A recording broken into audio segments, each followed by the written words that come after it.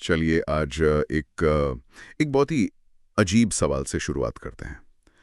क्या हो अगर हम ये जानें कि हमारे दिमाग में जो आवाज़ वो जो चौबीसों घंटे चलती रहती है, जो हर चीज़ पर अपनी राय देती है, वो असल में हम हैं ही नहीं। यही सवाल माइकल ए सिंगर की किताब द अनटैटर्ड सोल के आप कह सकते हैं कि बिल्कुल केंद्र में है। ये एक ऐसा सवाल है जो सुनने में तो सरल लगता है, लेकिन इसका जवाब हमारी जिंदगी को देखने का पूरा नजरिया बदल सकता है। बिल्कुल। और आज हम इसी किताब के सबसे ज़रूरी और कह सकते हैं चौंकाने वाले विचारों पर एक गहरी चर्चा करने वाले हैं। हमारे पास इस किताब की एक ऑडियो बुक समरी है और हमारा मकसद सिर्फ उसे दोहराना नहीं है, बल्कि ये समझना है कि अपने ही विचारों और भावनाओं की एक तरह की जेल से बाहर निकलने का नक्शा क्या है। हाँ। तो चलिए इस नक्शे का पहला हिस्सा देखते हैं। किताब एक बहुत ही मज़ेदार किरदार से हमारी मुलाकात कराती है, हमारा इनर रूममेट। ये कौन है जो हमारे दिमाग में बिना किराया दिए रह रहा है और लगातार बकबक करता रहता है। और ये समझना बहुत जरूरी है कि ये चर्चा सिर्फ कोई आध्यात्मिक फलसफा नहीं है। ये हमारे रोजमर्रा के मानसिक स्वास्थ्य के लिए एक प्रैक्टिकल टूल किट है।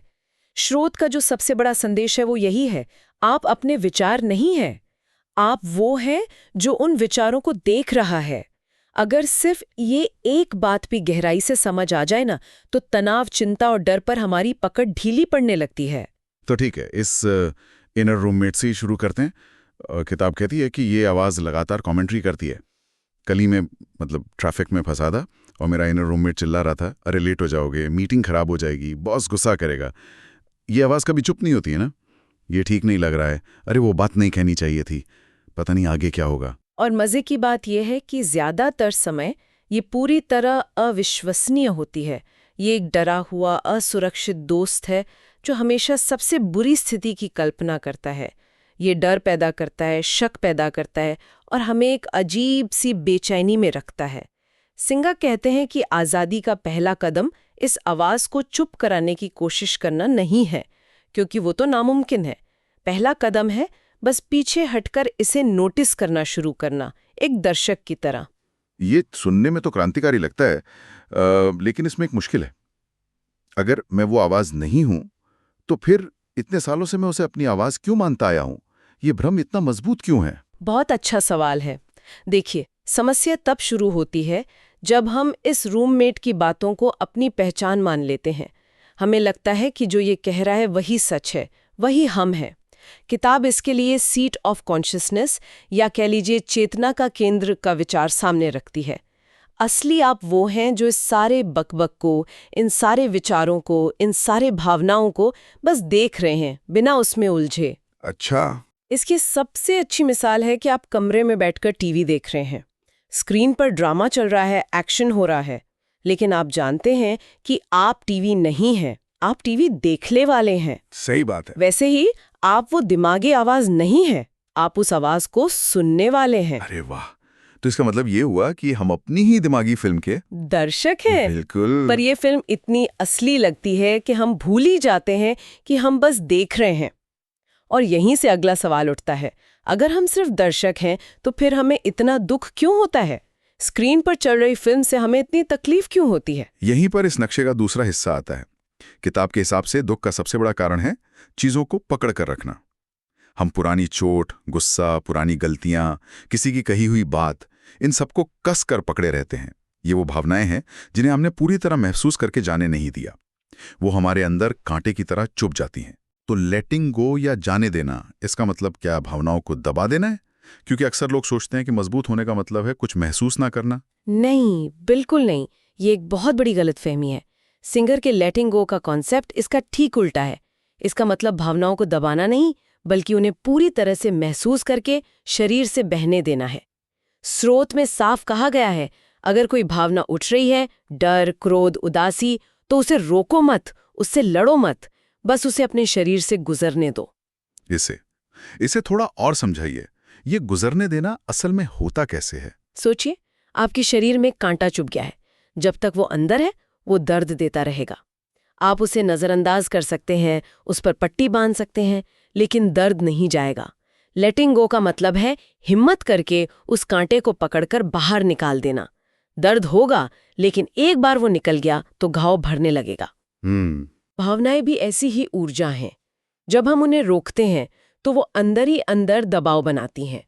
और दिलचस्प बात यह है कि विचार सिर्फ आध्यात्मिक नहीं है, ये मॉडर्न साइकोलॉजी से भी मेल खाता है।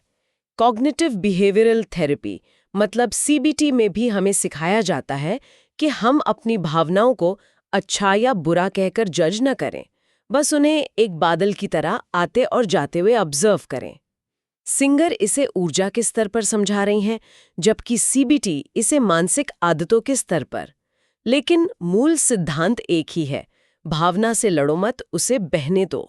और ये ऊर्जा के प्रवाह या द एनर्जी फ्लो वाले आइडिया से जुड़ता है। किताब कहती है कि हमारे दिल में एक ऊर्जा केंद्र है। जब हम डर, गुस्सा और दर्द को पकड़ते हैं तो ये केंद्र बंद हो जाता है। हमें घुटन, तनाव और बिल्कुल। इसीलिए सिंगर का मंत्र बहुत सरल लेकिन शक्तिशाली है। दिल को बंद मत करो, जो भी हो खुले रहो। इसका मतलब है कि जिंदगी में चाहे अच्छी चीजें हों या बुरी, अपने दिल के दरवाजे बंद मत करो। अनुभव को आने दो और जाने दो। उसे पकड़कर अपनी ऊर्जा को मत रोको। जब ऊर्जा बिना रुके बहती है तभी हल्कापन और खुलापन महसूस होता है। लेकिन कुछ भावनाएं, जैसे किसी अपने को खोने का दुख, क्या उन्हें भी बस बहने देना चाहिए? क्या ये इतना आसान है? लोग कहेंगे कि ये तो भावनाहीन होना हुआ। नहीं, ये भावनाहीन होना नहीं, बल्कि भावनाओं के सैलाब में डूबने से बचना है। दुख को महसूस करना जरूरी है, उसे पूरी तरह महसूस करें, रोएं, उसे अपने शरीर से निकलने दें। पकड़ कर रखना तब होता है जब सालों बाद भी हम उसी दुख की कहानी को बार बार दोहराकर उस ऊर्जा को जिंदा रखते हैं। जाने देना का मतलब यादें मिटाना नहीं है, बल्कि उस याद से जुड़े दर्द के चार्ज को खत्म करना है। ठीक है, ये समझ आया। और मुझे लगता है कि ज्यादातर जिन चीजों को हम पकड़ कर रखते हैं उनके पीछे डर होता है। डर के अगर छोड़ दिया तो क्या होगा? तो चलिए इस डर पर थोड़ा और गहरा उतरते हैं। डर को लेकर किताब का नजरिया बहुत ही अनोखा है। हाँ, ये बहुत बड़ा आहा मोमेंट है। हम सोचते हैं कि हम बाहरी चीजों से डरते हैं, नौकरी खोने से, किसी इंसान से या किसी हालात से। लेकिन सिंगर कहती हैं कि डर बाहर है ही नहीं, डर हमेशा हमारे अंदर होता है। एक मिनट, ये बात मैंने कभी इसे सोची ही नहीं। मतलब मैं पब्लिक स्पीकिंग से नहीं डरता, मैं उस शर्मिंदगी की भावना से डरता हूं जो मुझे लगता है कि कुछ गलत बोलने पर मुझे महसूस होगी। एकदम सही पकड़ा आपने।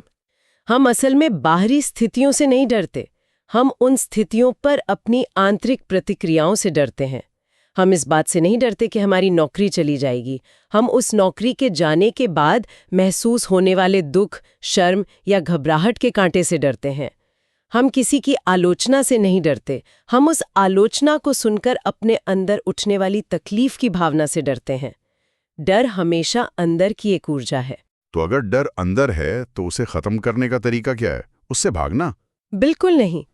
स्रोत कहता है कि डर को खत्म करने का एक ही तरीका है, उससे भागना बंद करके उससे गुजर जाना। जैसे ही आप डर का सामना करने का फैसला करते हैं, वो अपनी ताकत खोने लगता है। वो एक परछाई की तरह है जो तभी तक बड़ी और डरावनी दिखती है जब तक आप उससे दूर भाग रहे होते हैं। जैसे ही आप पलटकर उसकी तरफ बढ़ते हैं, वो पिघलने लगती है। और मुझे लगता है कि मैं जब भी डरता हूं, मेरा दिमाग या तो अतीत की किसी गलती पर होता है या भविष्य की चिंता में। अगर ऐसा हो गया तो क्या होगा? यही डर का मूल मंत्र है। अभी में तो डर की जगह ही नहीं होती। आपने पूरी किताब का सार कह दिया। जब आप पूरी तरह से वर्तमान पल में होते हैं तो डर के लिए कोई जगह नहीं बचती। डर को जिंदा रहने के लिए भविष्य की कहानी और कल्पना की जरूरत होती है। अगर आपका ध्यान सिर्फ अभी पर है, इस सांस पर, इस पल पर, तो मन शांत रहता है और डर शक्तिहीन हो जाता है। सच्ची शांति का घर अतीत या भविष्य में नहीं है, बल्कि सिर्फ और सिर्फ प्रेजेंट मोमेंट में है। ये सब सुनने में तो बहुत शक्तिशाली है, लेकिन सच कहूं तो थका देने वाला भी लगता है। अपने इनर रूममेट को देखो, भावनाओं को बहने दो, डर का सामना करो। ये तो एक फुल टाइम जॉब जैसा लगता है। क्या इसका कोई आसान रास्ता नहीं? यहीं पर किताब का सबसे गहरा और शायद सबसे मुश्किल लगने वाला विचार आता है, समर्पण या सरेंडर। और समर्पण का मतलब हार मान लेना या आलसी हो जाना नहीं है।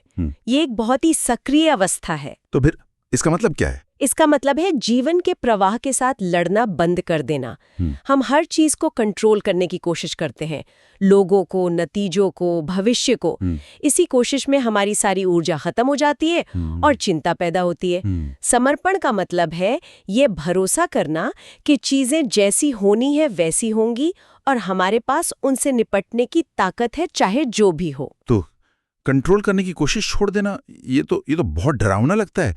ऐसा लगता है जैसे गाड़ी का स्टीयरिंग व्हील छोड़ देना। सही लगता है, लेकिन असल में हम स्टीयरिंग व्हील पर सिर्फ हाथ रखे हुए हैं, गाड़ी तो अपने आप चल रही है। जब हम समर्पण करते हैं तो एक अजीब सी शांति महसूस होती है, चिंता कम हो जाती है।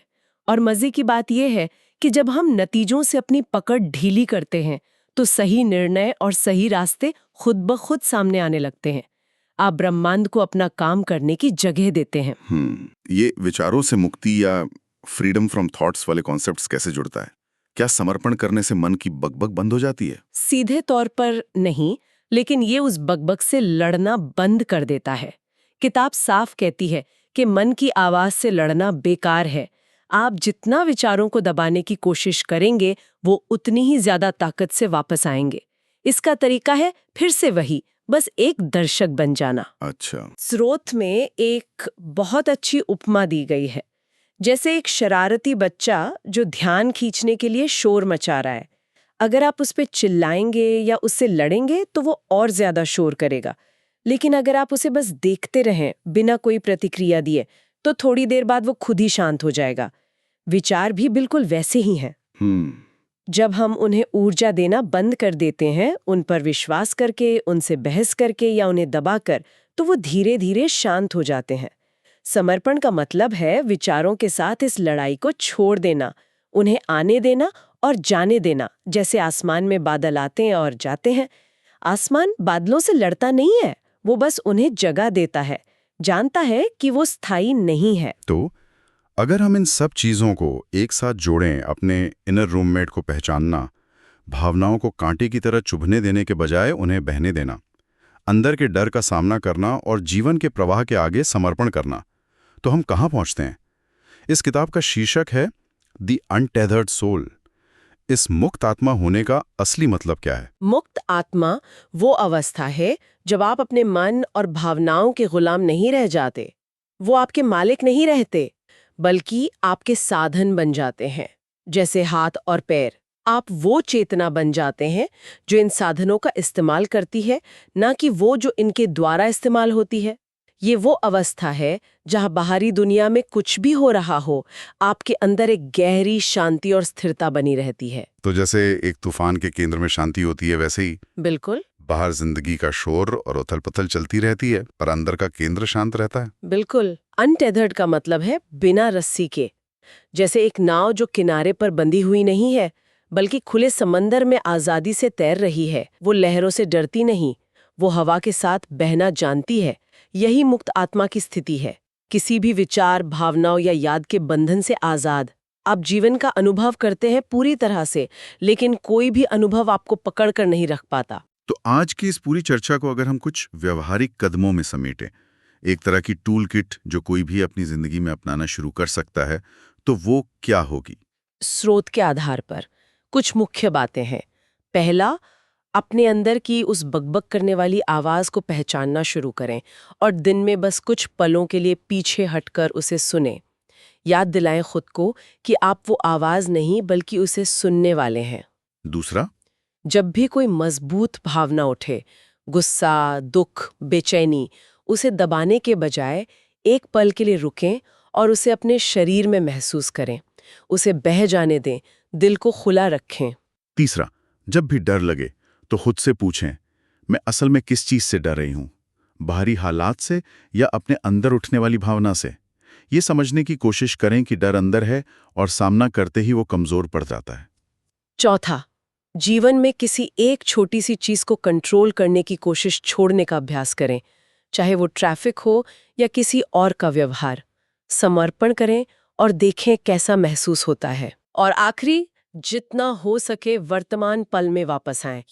अपनी सांसों पर ध्यान देकर या अपने आसपास की आवाजों को सुनकर, अतीत के बोझ और भविष्य की चिंता से ध्यान हटाकर अभी में टिकने की कोशिश करें। ये अभ्यास ही आज़ादी का रास्ता है। जब कोई इन सिद्धांतों को अपनी जिंदगी में उतारता है तो वो धीरे धीरे अपनी ही बनाई जेल की दीवारों को गिराना शुरू कर देता है और एक मुक्त आत्मा बनने की तरफ बढ़ता है। बिल्कुल। और इसी सोच के साथ आज की चर्चा को हम एक सवाल पर खत्म कर सकते हैं। ये किताब हमें अपनी ही बनाई कहानियों और विचारों से मुक्त होने की बात करती है, वो कहानियां जो हमारा इनर रूममेट हमें सुनाता रहता है। तो सोचने वाली बात यह है कि आज ऐसी कौन सी एक छोटी सी आंतरिक कहानी या विचार है जिस पर विश्वास करना बंद करने से कोई भी थोड़ा और हल्का और ज्यादा आजाद महसूस कर सकता है।